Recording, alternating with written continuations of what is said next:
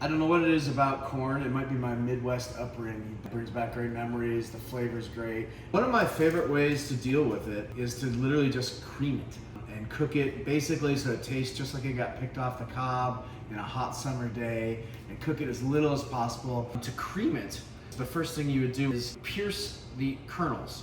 And it's relatively time consuming, but it's not impossible, especially if you're not doing a whole lot of corn. Hold it in your hand, take a little paring knife, and come down each row of kernels. And you can see right there that the milk starts to come out, which is releasing a lot of flavor. Also, a little bit of the corn starch, which is gonna help you when you actually cook this to kind of thicken the corn. Separate the pulp separates from the water, but the starch actually kind of brings it back together. You wanna get all of these kernels crisscrossed the whole way down so that when you go to the next step, you can actually just scrape the pulp out. Taking the sharp part of your knife and scraping down. And you wanna get all the way to the cob because there's a ton of flavor there, there's a ton of liquid. This also still has some flavor in it. So what we do at the restaurant is we actually take all of these cobs, put it in water, and basically make a really slow stock to get a gorgeous corn broth. The flavor is pretty incredible. But this is what you're gonna be left with, this corn pulp.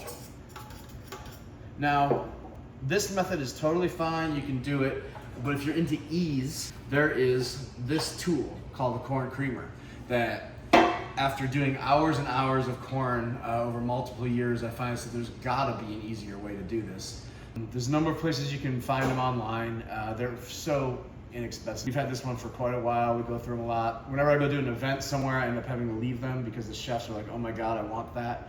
So I'm gonna show you how it works. So we've got one more cob here. The corn creamer is all set to go. You've got this part. There's two ways to do it. If you just want to take corn kernels off whole, you can go down that side.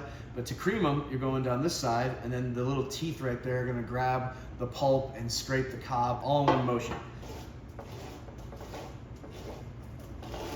And it even gets better than you can with the paring knife because it gets deep into this cob and it gets all the corn milk out of it, which is so much flavor for making this dish. And it may not seem like a lot if you're doing just 1 or 2 cobs of corn to actually do it, but if you're doing it for a big party, it's a lot of work to scrape it. So you want to actually invest in this tool. So then we've got our corn pulp, and then the next thing we're going to do is cream it. The cream corn's in the pot. That's all there is right now. So you got all the milk in there from the cob, all the kernels that have been smashed together from the creaming of it, and then we're just going to put it on this little fire, about medium heat. Start to boil a little bit. That's going to activate some of the starch in there. And that's the perfect time to add the butter and to cook it. Once you get a little bit of heat into it, time to add some butter. You want to stir it because you're trying to keep that emulsification going. You see the butter kind of dissolving in there as we go.